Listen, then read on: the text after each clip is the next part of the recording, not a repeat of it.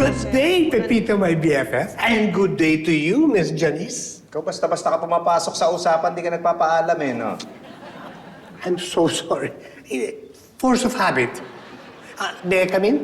Andito ka na, nagpaalam ka pa. Ang ba sadya mo?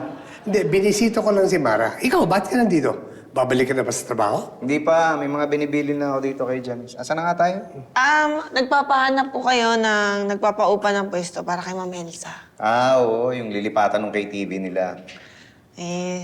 Sir, nabanggit nga po sa akin ni Patrick na baka hindi na magpa-renew yung may-ari ng building. Oo nga, siya nga rin nagsabi sa akin eh. Ito na mga asawa ko, ayaw sabihin sa akin, baka raw mag-alala pa ako. You know, I think I can help with Elsa's problem. Kilala mo si Mr. Junicio, di ba? Ay, yung kalaro natin ng golf na isang araw. Yes, Oh. yes. Kasi balita ko, nagpapaupa siya ng mga pwesto. Baka pwede yung KTV ni Elsa nun.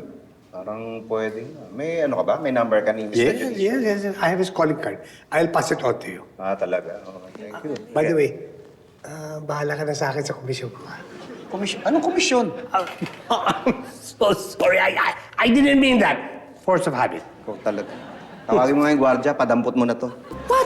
Ay, sorry. Force of habit. Sige, consider natin kung saan yun. Pero... Hindi na po eh. Sa?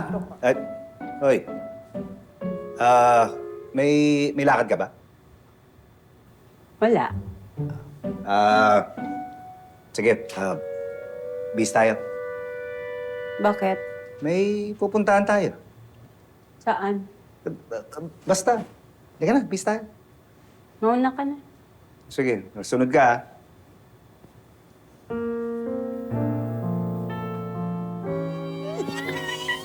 Ayan, ma'am. Mukhang ide-date ka na ni Sir. Ay, sa wakas naisipan din ni tatay na i-date si nanay. Ma'am, ba't parang di po kayo natutuwa? Oo nga. May iniisip lang ako. Kung seryoso po si tatay, Tiyo. ano po iniisip niyo? Ano kayo isusunod?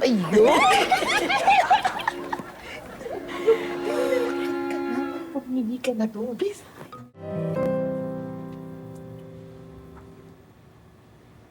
Ano to?